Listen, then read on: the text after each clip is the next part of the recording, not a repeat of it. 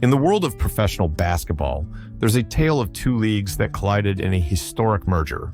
American Basketball Association, or ABA, and the National Basketball Association, or NBA, were rival leagues that fought for dominance in the 1960s and early 1970s. But what caused these two leagues to come together? What was the real reason behind the merger? To understand the merger, we have to go back to the early days of the ABA. The league was founded in 1967. With the goal of challenging the NBA's monopoly on professional basketball. The ABA brought a fresh and exciting style of play to the table, with a three-point line, a red, white, and blue basketball, and a more freewheeling, high-scoring brand of basketball. ABA quickly gained a loyal fan base and attracted talented players like Julius Erving, George Gervin, and Moses Malone. These players brought a new level of athleticism and showmanship to the game, captivating audiences with their acrobatic dunks and flashy moves. The ABA's fast-paced, high-scoring style of play became a hit with fans, and attendance soared. But despite its initial success, the ABA faced significant financial challenges. The league struggled to secure lucrative television deals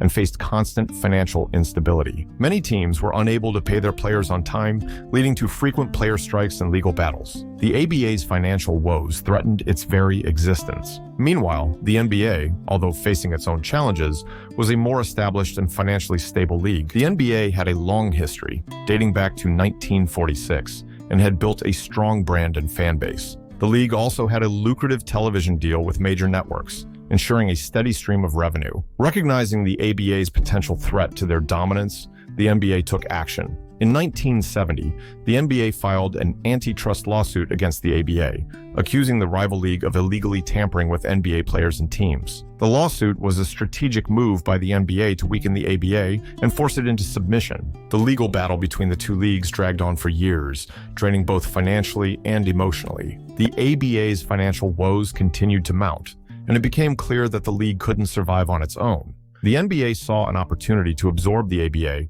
and eliminate the competition once and for all. In 1976, after years of negotiations and legal battles, the ABA finally agreed to merge with the NBA. The merger brought 4 ABA teams, the Denver Nuggets, Indiana Pacers, New York Nets, and San Antonio Spurs into the NBA, expanding the league to 22 teams. The remaining ABA teams folded or joined the NBA's new developmental league. But what was the real reason behind the merger? It wasn't just about eliminating competition or expanding the NBA's reach. The merger was also a strategic move by the NBA to capitalize on the ABA's innovative ideas and talented players. The ABA had introduced several game-changing innovations, such as the three-point line and a more fan-friendly style of play. The NBA recognized the value of these innovations and saw an opportunity to incorporate them into their own league. The merger allowed the NBA to adopt the ABA's innovations and attract a new generation of fans. Additionally, the ABA had a pool of talented players that the NBA wanted to bring into their league. Players like Julius Erving,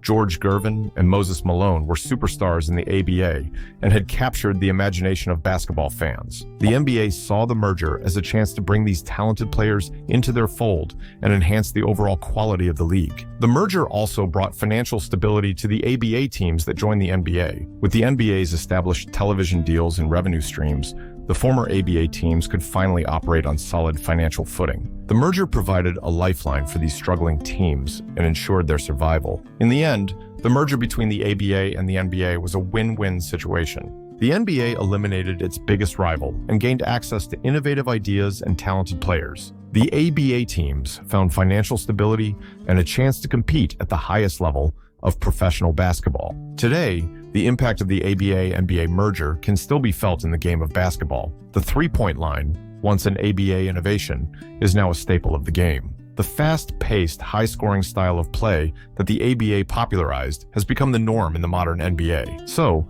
the next time you watch an NBA game and see a player sink a three-pointer or execute a jaw-dropping dunk, remember the ABA. The ABA may no longer exist as a separate league, but its influence lives on in the NBA, forever changing the game of basketball.